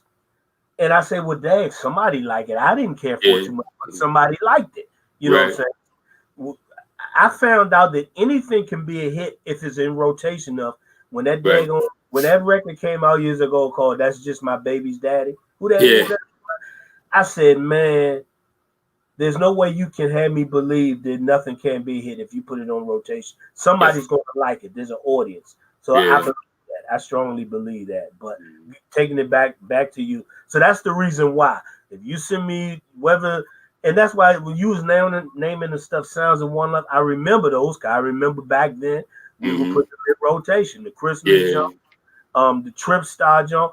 The Trip Star, I love his tenacity. I'm not an audience of his style of music. You know what I'm saying? Yeah. But that's not for me to judge. I'm an audience of Marvin Gaye and maybe Frankie Beverly. Right.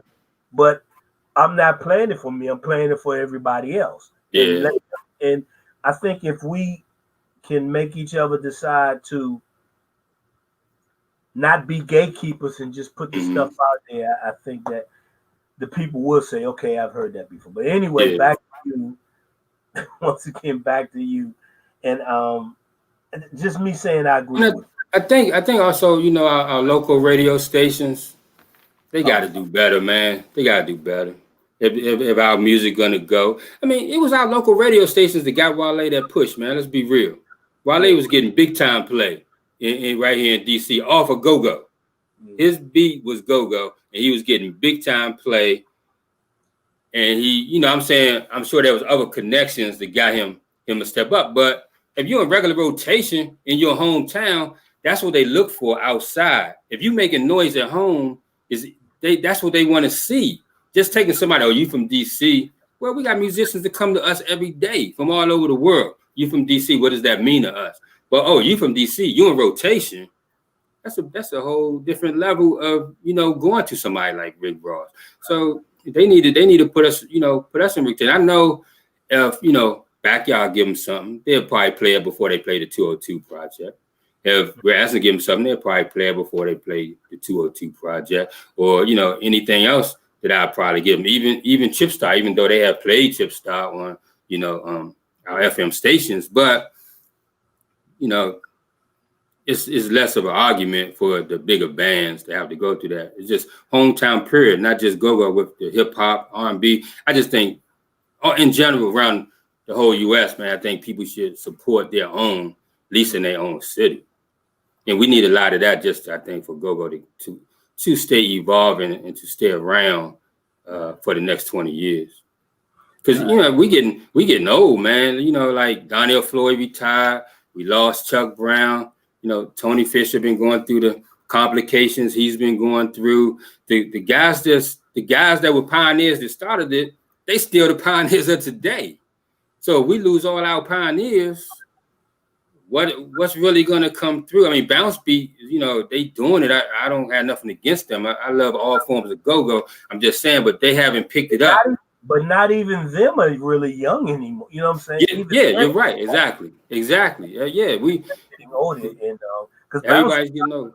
Bounce Beat is damn near 20 years old. Right. Exactly. Yeah.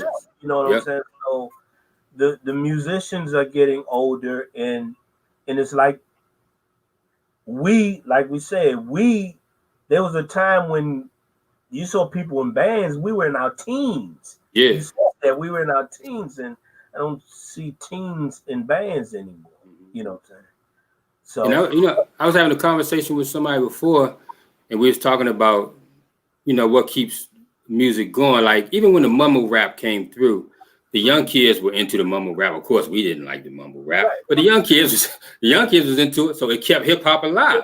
It kept it going, exactly. Right, it kept it going, and then when you see the album cover, or you see flyers for a show, or you see their videos, they're young guys. So if you see a flyer with me on it, it's probably gonna be with some old heads, and these youngins are gonna look at that flyer and be like, "Well, all they're gonna see is old people."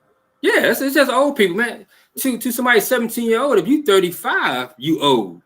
You know, they be like, "You 35? You about to die."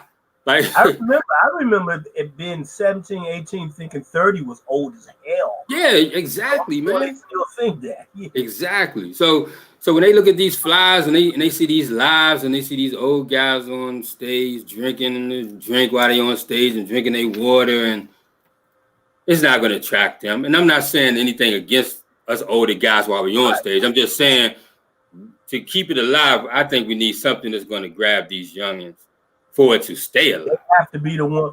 I think they're the ones who's going to grab the young people attention? The young people. Right. That's what grab the young people attention. And you remember when Go-Go what made a band big was their neighborhood, the school that they went to. You know, Pepworth was Pepworth. We knew where Essence was Southeast Dunbar. You know, we knew Air Raid was up there on that PG side. We knew Central Groove was High Point High School. And so that's how you built, that's how your following started in your neighborhood, your school. That's how it all began for most bands coming up. And that's how it still is for the young generation, for the music they like.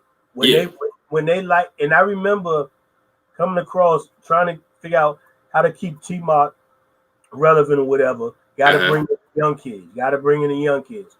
We'll say, well, who do y'all like? I'm talking about like Nina's daughters and my daughters. Well, we like, gosh, what is his name? That I remember when I first heard Shot Glizzy. You know what I'm saying? Yeah. Or when they, recipes to the young brother. Hometown rapper. Swipe. You see what I'm saying? So it was they're liking them the same way we liked bands when we were there. Yeah. So same thing. It's just what they like. Okay.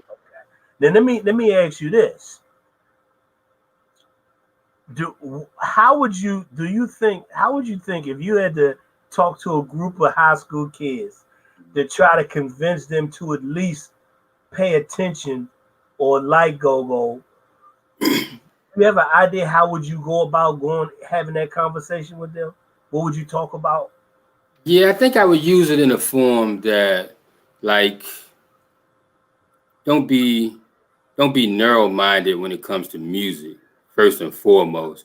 Like, I just started using XM, what is it, SX, Sirius Radio, Sirius XM. Yeah. And there's a Frank Sinatra station. I love Frank, man. I love Old Blue Eyes, man. So I get in the car and I listen to Old Blue Eyes, and then they got a Bob Marley station. So I get in there and I listen to Bob.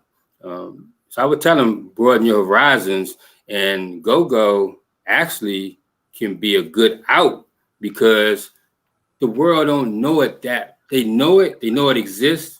They love it when they hear people say, I don't like go-go. And I say, do you like that song, Doing the Butt? Man, that's my joint. I love that song. So, well, you like go-go. You like that Jill Scott, blah, blah, blah. Yeah, that's my song. You love go-go. So it's like, if you put go-go in the right place with the right people, it can be a hit anywhere. It's been proven. So don't count it out. Right. Okay. Let me ask you. In talking music, what would you say? And I'm really curious about this question, since your researchers with probably Utensils under Funk's leadership. What would you say distinguishes the difference between an artist and a musician? I would say the artist at the time is the creative one, probably. And the musician is the one to make that creativity come to life. Like I would say, God, who's the guy that produced? I can't believe to produce most of Michael Jackson when he was hot. Rod Temperton? Nah, what's the black guy? Quincy? Yeah, Quincy. Okay. Like Quincy's behind the scenes. He's like a real great artist.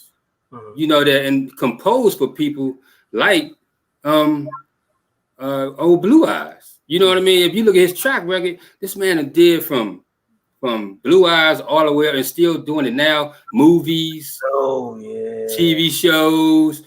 He's a heck of an artist, man. Even though he's a producer and all this other stuff, he's a heck of an artist. But he give the ball to somebody like Michael Jackson, who is another person I would consider an artist, who would really then make that artist's art come alive. And then you have the great people like the guy that did the solo on Michael Jackson's song. What was his name? He was like... Oh, Eddie Van Halen? Yeah, like Van Halen. At that time, Eddie played a musician. He had to come in there. And, but Eddie's really an artist when he get with his group. You know what I mean? I just recently read about Eddie where Eddie went and changed the song a little bit. There's an article that song because Eddie is playing on the song "Beat It," the Michael Jackson, and so the story goes that Eddie kind of changed it a little bit, and because he felt doing it this way would be better, And instead of Michael getting offended, Michael appreciated it. Right. Because Michael thought it was great because he felt he appreciated the song enough to really look into it and not just play it, but look into it as an art, you know. So and Quincy had told him, he said, I brought you down here to be you. Don't worry about, because I think he asked what you want me to do. You need to know, be you. Right. Because you being you are the reason you're here. And also, you know, good example of it, Marvin Gaye. Marvin Gaye was the artist. When Sheila E. and her brother was playing with Marvin Gaye, I don't know if you saw that clip when Sheila E. said they was playing a song, I forgot what song it was. And she told her brother, I think she told her brother to do something. He did it. And Marvin was like, wait, something, who did that? Because it was out, it wasn't part, you know what I mean? He ad-libbed, but it wasn't supposed to be there. So at that time, with Sheila E. also can be a great artist, at that time, she had to be a musician and just play her role. You know, and here you got Marvin Gaye telling these great percussionists whose father was great percussionist and so on and so on, hey, no, not here. You play what I want you to play, and that's what it's going to be, you know. So, yeah. So is there anything that musically first, is there anything musically that you haven't been able to do that you would like to do, or anybody to work with that you haven't worked with before? Probably. Man, I don't think I just mean as a musician. Yeah. But look at the go-go scene first, and even outside of that. But as far as go-go, I wish, you know, it had never happened because of the situation, but I wish I could have played with Foots. Because I pretty much played with every member of that original RE camp. I always wanted to play with Sheila E. Go-Go Mickey got a chance to at least be in her presence when he played. But when I was down Bethesda Blues and Jazz, I did have her mic clip that they brought in and left. And so when I looked down on my drums, it had Sheila E. on it. And I asked the guy that was setting this up from Bethesda Blues and Jazz, he's like, nah, that's Sheila E.'s mic clip. And I was like, wow, that's somebody who I always wanted to play with. Yeah. Okay. So you say as we get ready to wind things up, you say basically this pandemic you've been able to be active. What else you got going on? You know, I guess your Utensils got a gig coming up, right? Yeah. Utensils got a gig coming up. I got somebody very close to me who's been telling me to write my book. So I want to do that. Remember when Go-Go Mickey did the album, the percussion album? I'm starting to work on that. You know, so I want to do my own. Right? You know, because in Go-Go we have a habit of saying what we want to do and not doing it. That's not you. Not me. Yeah, that's not you. Yeah, that's not me. So and now you do an album. Jeff just put an album out. You know, Jeff just did it. Yeah. Us percussionists, man, we coming to life, man. We coming to life. Mighty Mo got something. He got something out. Really? Yeah, get with Mo. Mo got something out too. I think it's a single. Okay. And it was funny because right after, you know, I was having a discussion with, you know, someone close to me. I was, you know, I went to Facebook like a week later and I saw Mo was in the studio doing what he was doing. Now, then I saw his album cover was the cover for a single. So, but yeah, that's definitely, you know, what I'm working on is doing my own. So, and then, like I said, Tripstar got something coming too. Right. Okay, that's another thing. Gosh, man, yeah, if you got a little more time, because I'm good. Okay, that's the thing about this too. When you got your own joint, your own balls, you can stop when you want to stop. You know what I'm saying? Yeah. You know what I'm saying? Yeah. But anyway, I want to touch on the whole Tripstar thing because now not just an artist you're being, but you're being a machine behind an artist. You're also tell us about that, man. What's going on? You know what? I love it because how could I say it? I'm older now, right? And my son's younger, of course. So, and you know, he's been doing before the pandemic, he was doing shows with national artists like Pastor Troy, people like that. And when we go to the show, like we go like Richmond, Virginia, and it's a hip hop show like that, nobody don't know who I am.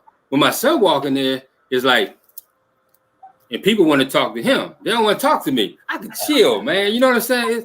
It's nice to go somewhere and nobody ain't all into your face and worried about what you're doing, and you can sit down and eat and nobody have anything to say to you, you know.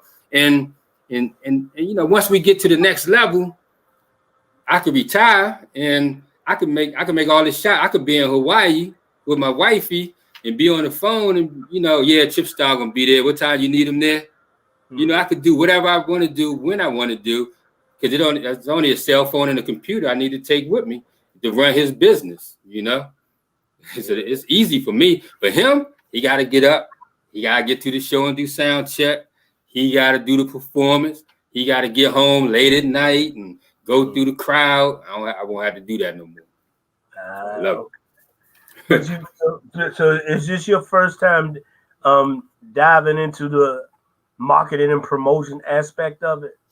Yeah, I learned so much. That's why I want to do my own CD, because, you know, a lot of hip hop artists in DC or period, they got a lot of stuff on YouTube.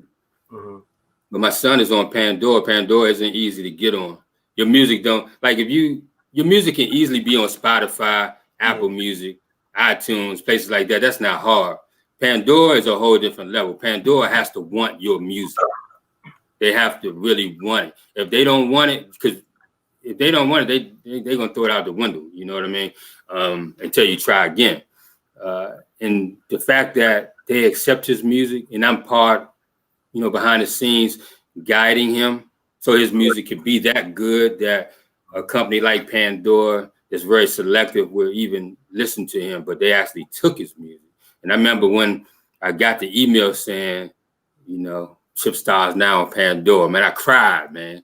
I cried because that's my son, and we worked so hard. And my son got a story, like everybody, you know what I'm saying? He got a story. He lived a hard life, man. You know, he on some different stuff, some good stuff now. But, you know, so behind the scenes and helping him produce himself and own his own music and learn how to maneuver through, you know, all these different things that I've never seen before. Because like when I did records with EU and Lil Benny, and, you know, I got paid up front. You know, it's like, I'm going to give you this amount of money. And, you know, Lil Benny and all them and Sugar Bear and all them get the royalties and all that type stuff. I didn't get that stuff. Right. You know. So I love it, though. I wouldn't change it. I wouldn't change it for the world, man. I love being behind my son and helping my son, you know, find his way, man. I love it. I really do. So it's really cool that this whole music business scene, period. Yeah. Makes it a little more available now, I guess, because of technology and stuff. Yeah, definitely. You know, and you don't have to worry too much about gatekeepers. That's what I was talking about. So also you dabbed a little into some acting. What's going on? Yeah, you know, acting was my first love, man. I wanted to be a stand-up comedian like Richard Pryor. That was the first thing I wanted to do. I wanted to be a fireman first, then I wanted to be a stand-up comedian like Richard Pryor, because my father used to always play Richard Pryor in the car, in the house. Then I started going toward music. Then I was an athlete, but my mom's kept moving different locations a lot. So it was hard to, you know, you get to be on a team, you got to kind of be at that school for years, because when you knew, you got coming in, you got to battle against the guy that already got the rank and the rep. So so that's when go-go just became a little bit more easier for me. And I was actually going to the military, but then High Potential, you know, we had a song on Moon Man's radio station, and I just felt like go-go was going to take off at that point, you know. So you can be seen. There's a movie now that you can be seen in, correct? Yeah. Well, first, you know, I was in that commercial for Crystal Restaurant. That's when I got my first dab, and I enjoyed doing that. But I really wasn't pursuing anything. And then, you know, I was happy when I was watching your documentary, which everybody need to check out, man. Anything go-go, we need to check it out. The T-Mod documentary is great, man. You got some of the stars in there before they were stars. They don't even look like they look today. Some of them, you know, now they look like superstars. Back then, you was like Shorty's live next door to me. But, you know, when I saw myself on that, I was excited. And then now this new movie called Residue. I think it's named Gorma. I think that's how you pronounce it. The music, the movie has go-go in it. It's about gentrification in DC. And think about it, he saw it early. You know, that movie was done, you know, not just like yesterday. So he did it before it got strong. He did it before the Mute DC. But if he would have did it after, it probably would even be a little bit different because it was so much stronger after he had already done the movie. But so it's about gentrification in DC. It's got all of DC. You know, everything you see is DC in it. Even the people in it, you know, you feel like it's DC. It's not one of the movies that you feel like, that's not how we dress. That's not how we talk. That's not how we do things. He got all the real stuff in there. And I'm proud to be in it because I'm representing the go-go aspect of it. You know, I thought my scene was, I was trying to figure out how they was going to do that. And I love the way they did it. It had a good impact and, you know, teaching the little kids how to do go-go, you know, in the middle of the street, which was great. And the thing about that, Kato, I brought my real instruments to the take, right? And they looked at me like, what's that? I was like, oh, these drums. They was like, nah, we're not doing drums. We want to do buckets and pots and pans. But nobody had nothing. So they came to me and I'm like, well, I don't have all that. So somebody went to Home Depot, grabbed some buckets, bought some buckets. There was some construction going on, got some cones, gave me some duct tape, some coat hangers, and I had to put this monstrosity together, man. So the writer, director of the movie really appreciated that I was able to do that. It took some time though to get that to actually work out. And then the thing about it is gentrification was real because when we was doing the scene, people actually came out of their houses, their row houses, and started shooing us off the property, talking about we live here, why y'all making this noise? And we was like, we're not gonna be here too long. We just shooting the film real quick. And they called the police. So we went across the street where there was a parking lot and there was no homes over there. So when the police came, we was already shooting the scene, you know, across the street. But the police was like, well, they're across the street now. Ain't nothing we could do about it. You know? Okay. All right. It's called Residue. So anybody want to, you know, check it out. It's on Netflix. It's called Residue. It's on Netflix. It's called Residue. It's on Netflix. You haven't seen. They even showed it at the drive-in, Joe, right? Yeah, I enjoyed that, man. That was, you know, drive-in theaters. I never been to one. But it was like the real movie. But I actually liked it because you in your car, you ain't got to worry about nobody's feet on the back of your chair, kicking nobody's baby crying, you know, and you turn the volume up as loud as you want, and you with who you want to be with, you know, your company, you with good company or whatever. I really enjoyed that, man. I could do that a whole lot more. Really? You know? But you know, that was me, my first time seeing myself on a big screen. When I was with EU, we was doing a big show. I can't remember what show it was. I was sitting in the movie theater and something had popped up and it was advertisement for that show, but they ain't show my face or nothing like that. So when I was at the movie theater and I pretty much took up this whole screen when they got to my part. And I was proud, man. I was excited, you know, and it just showed me, okay, you always been good at getting the things that you want to get. Now this is showing you there's no limits. Now you need to take everything you know, everything you learned with your son, doing what you do, all the people you learn from, even yourself. I learned a lot of stuff like you. Like one of the things you told me, I tell people today, one time, man, you was on Facebook and you was telling me that you was proud and you like what I was doing with my son. And I was like, Kato, this is hard, man. It's hard work. It's so much more we need to do. You said, but you're doing it. That was like one of the biggest things somebody ever said to me, man. That opened my eyes up. Yeah, so, you're not just talking about you doing it. That's and yeah, that's a big deal. That's a big deal. You know? Yeah. And I passed that on, man, because that really lifted me up. I wasn't down, but it showed me, look where you are. Look what you did. Be proud of your work. Be proud of what you're doing. Don't keep thinking ahead. Enjoy the moment and keep pushing, you know? Yeah. So. Well, definitely. I mean, these questions I always ask everybody up in here. Basically, just to finish these sentences. Okay. Without music, I would be blank. Without music, I would be acting. Acting? Really? Yeah.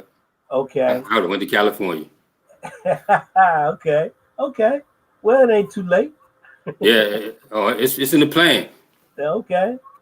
Finish this sentence. Music is blank. Everything. Music is everything. Because it make you, you know, when you're down, when you're happy, it's just, it always has a message, man. You know, it's different types. You know, you took my next line. Music makes me feel. You already said it. Happy. Music makes. To me, it's just again. I'm just gonna say everything. You know, man. You get a fresh haircut. You get in the car. You turn on your favorite song. You feeling yourself. You know, you at a show. You playing your favorite song, and you know you feel good. If you down, you might need some uplift. Music make you feel amazing. Okay. Support go-go music because fill in that blank. Support go-go music because it's needed. It's needed. Okay. It's needed. Expand on that. What do you mean? It's needed. We to survive, to maintain, we really need support. We need, you know, this movie Residue that's out, support it. This is a dude from DC. He's making a movie about your city. You ain't even gotta like the movie. Just watch it. It's a guy from DC that went out to make a movie about your city, about his city, and he got go-go music in it. I'm not the only go-go artist in it. Go-go music, if you love go-go music as much as I see people argue about it and almost get into fights about it on social media, don't support one band. Yeah, Backyard, my band too. Rare Essence always been my band. You know, Mickey and them Still Familiar, they my bands. Support all the bands though. Don't just support one band. Support them all as much as you can. When the music out, buy the music. You know, we need support to keep this alive. So if you want it to be alive, support it. Okay. Anything else you'd like to leave folks knowing, you know, or to be on the lookout for? Be on the lookout for the book. Be on the lookout for the album. Be on the lookout for, you know, whatever else is going on. More acting. I'm building myself up to do more acting. I'm really working hard on that. I'm working for a few more pieces, which is something I talked to you about, which you're putting together for me soon. But it's going to be more coming from me in the acting field. I'm not going to stop just at Residue. Now that I did Residue, I got more of a connection because it was kind of hard to get in. Now I have a connection on the inside on the movie thing. So I'm really going to make that rise. All right. Well, I appreciate you taking this time and giving us your story. Like I said, when this thing finished, it'll still be, like I said, it's running live on YouTube. It's running live on Tmart. It's running live on Facebook. And it'll be archived, can always be pulled up and stuff. So I really appreciate. I mean, even I've known you over the years, it's still I didn't know, and that's the big thing about doing these things. And I'm sure a lot of other people who may not have get to. Thanks for having me, because I always have much love and big respect for Tmart on the way that Tmart actually handles business when it comes to go-go. So I looked at this interview different from any of the other go-go interviews I did. This could go when I'm dead and gone. This right here may still be around to represent me, and who knows where it's going to land. I believe in archive. I believe and we all know, and we still feel it today. It's real. Like when Benny passed. I remember when that passed. And almost only every time you try to pull up or look something up, the only kind of interviews or whatever they had really on him was the ones that did with Tmart. Yeah. You know what I'm saying? So not saying that's the reason I do that, but it is important to archive. Almost everything that we've done, if we did an article on One Love years ago, almost everything that we've done, and I've said it before, can still be found online. Yeah. And T-Mart will be 25 years old. T-Mart is almost just in the next month be 25 years old. So wow, that's great. Yeah, so really appreciate it. Appreciate all the people who came through. Shout out going out to Heidi Hill and DJ Noise. That's my cousin. Heidi, my cousin. Okay, Bettina. My father's side. What about Bettina? We got shout out going out. That's my cousin. Okay. Well, shout out go DJ 360 Callaway, Randall DJ 360 Callaway. Betty Lucas, thanking y'all, everybody else these are the Project Unity. These are the people who chimed in through the YouTube. Cleo Jackson, you know who that is? That's cuz. Yeah, that's cuz Project Unity. That's Eddie Lennon. I'm up Montgomery County. Some of my I thought that was crew. Eddie. Yeah, okay, I thought that was Eddie. D. Carroll, shout out going out to D. Carroll. Appreciate you tuning in. And these are the people who chimed in through the YouTube. I'm trying to figure out why. I think if comments are made on Facebook, we're not seeing them for some reason. Right. Until after it's over. So that's if comments were made. But at any rate, appreciate everybody from tuning in and logging on. Appreciate you for coming. All right. All right. And we're gonna shut it down right there. Okay, man. Everybody. Be for real. Any last words? Oh, shout out to my mother, man, because she got on me one time when me and Chip Star did an interview at 95.5, and we didn't say her name. We got the blues for that. She passed now. She passed, within this week coming.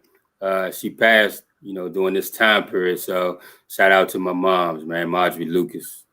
All right. Appreciate it. Bet Bettina said love you. All right. I love her too.